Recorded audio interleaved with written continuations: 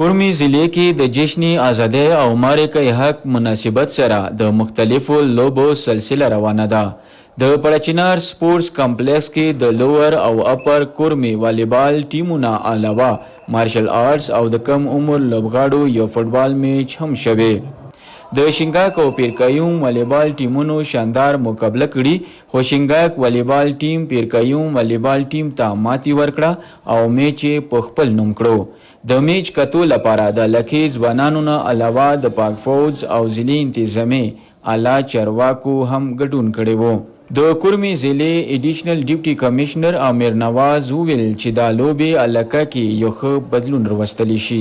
کورم په حواله سره زه دا وایم چې موږ د بار ډیر ویاړ او ستاینې قابل ده چې لوور کورم نه د پیرکویم نه چې کوم ټیم راغلی او هغه موږ ډیر ستاینه کوو او دلته پاپر کورم کې هغه ډیر خو وام ویلکم ویل شو او ستړي مشي ورته ویل شو. نو ان شاء الله دا هفته به موږ په دغه سه وجود جذبه سره منو د سره ما د کورم خلکو ته ریکوست چې څنګه لکه موږ نن د تقریب ته ځای شو یو د کشان د جشن ازادي بعد د خلک ته په خپل مېس کې هم داسې خپل ایونټس هغه نایس کوي. ان شاء الله موږ هم ملاتړ سره کوو ډیسټریکټ سپورټس او پاک فوج هغه په مرسته سره موږ د دې مکمل ملاتړ کوو. تاسو خپل مېس کې د ټورنمنت داسې قسمه اکټیویټیز ارینج کوي چې کوم د کورمه امن او د ترقۍ مخ دنیا ته خي. والیبال میچ نه علاوه مارشل آرټس مظاهره هم وشوه کوم کې چې تماشبینو خاص دلچسپي واغسته. د کورمی ضلع سپورټس افسر او نوسین ویل چې د لوبو مقصد علاقه کې د امن طرف ته یو قدم دی.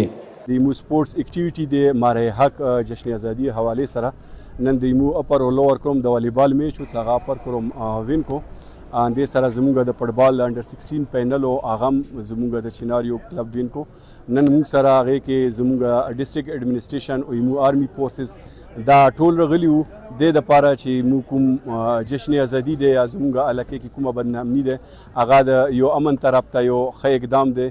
ان شاء الله مو به نور هم دا غشان د امن د پاره او د ټول خپل علاقې پلیئرز د پاره به د سپورټس او د کلچر او د یوت مختلف اکټیویټي ان شاء الله کوم. لوور کوم نه راغلي لوبغاړو نه صرف خوندوره مقابله کړي بلکې یو ځای لوبې کولو باندې خوشحالي هم ښکاره کړي.